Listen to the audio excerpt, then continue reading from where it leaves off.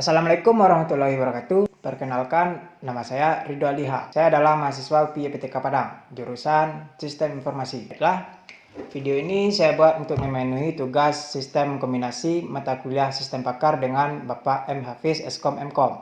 Di sini saya akan menjelaskan materi tentang metode forward chaining. Apakah forward chaining itu? Mari simak video penjelasan berikut ini. Forward chaining adalah teknik pencarian yang dimulai dengan fakta-fakta yang telah diketahui.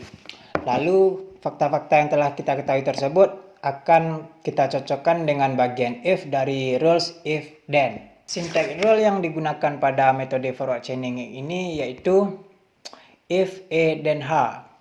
A yaitu evidence atau fakta yang ada dan H adalah hipotesa, yaitu kesimpulan yang dihasilkan konklusi. Agar lebih jelasnya saya akan menjelaskan metode forward chaining dalam sebuah kasus. Baiklah, di sini saya akan menjelaskan pada sebuah karton contoh kasus dalam forward chaining. Kasusnya yaitu seperti pemilihan pembelian handphone. Kasusnya yaitu seseorang ingin membeli HP tetapi dia bingung mau membeli HP yang mana. Kita bikin variabelnya dulu. Variabel A memiliki uang 2 juta rupiah. Kita tulis dulu. B memiliki uang 4 juta. C memilih handphone yang bagus. Kalau D memilih HP yang prosesornya cepat. Kalau E kita buat membeli merek Samsung. Kalau F membeli merek Apple. Dan G membeli merek Xiaomi. Baiklah, di sini saya sudah membuat variabel-variabelnya, yaitu dalam menentukan pilihan HP yang akan dibeli. Fakta yang ada yaitu A dan D. Lalu pertanyaannya, apakah tepat memilih HP yang mereknya Xiaomi? Setelah menentukan fakta yang ada, selanjutnya kita akan mengetahui rules apa saja. Rulesnya mungkin rules R1 yaitu misalnya if A and C then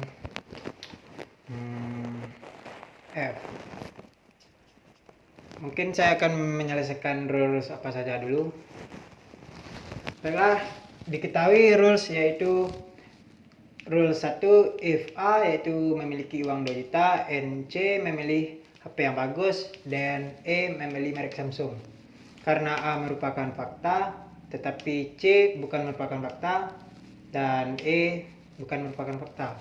Karena di rules pertama kita tidak menemukan informasi apapun, jadi kita lanjut ke rules yang kedua. If D and C then F. Karena D merupakan fakta, yaitu memilih HP yang prosesornya cepat, and C, tetapi C bukan merupakan fakta, jadi kita juga tidak menemukan informasi apapun. Jadi lanjut ke rules 3. If B and D, B yaitu memiliki uang 4 juta. Karena fakta yang ada yaitu A memiliki uang 2 juta, berarti B juga bukan merupakan fakta. Dan di rules yang ketiga kita juga tidak menemukan informasi apapun. Jadi lanjut ke rules yang keempat. If B, karena B juga tidak merupakan fakta, kita lanjut ke rules yang kelima. If D then G. Karena D merupakan fakta, yaitu memilih HP yang prosesornya cepat, dan G, dan konsekuensinya adalah yang G. Membeli merek Xiaomi. Karena kita mencari G, jadi proses kita hentikan sampai di sini. Karena kita sudah menemukan G, yaitu membeli merek Xiaomi. Jadi kesimpulannya di sini yaitu membeli HP yang mereknya Xiaomi. Sampai di sini rules kita hentikan karena sudah tidak ada lagi rules yang akan dieksekusi. Dan kesimpulannya yaitu pembeli akan membeli HP yang merek Xiaomi, itu G. dan kesimpulan. Baiklah, itulah penjelasan sedikit tentang metode forward chaining. Saya harap kawan-kawan semua paham dengan apa yang saya jelaskan. Baiklah, kali ini saya akan menjelaskan apa itu backward chaining. Backward chaining merupakan kebalikan dari forward chaining, di mana backward chaining ini dimulai dengan sebuah hipotesis dan menggunakan data atau fakta untuk membuktikan hipotesis tersebut. Backward chaining ini berbeda dengan forward chaining, di mana forward chaining ini bermula dari sebuah data atau fakta menjadi sebuah kesimpulan. Dan karena itulah mengapa backward chaining ini juga disebut sebagai goal driven. Nah, kali ini saya akan menjelaskan sebuah contoh sederhana bagaimana cara backward chaining ini bekerja. Nah, contohnya misalnya saya mau pergi keluar rumah.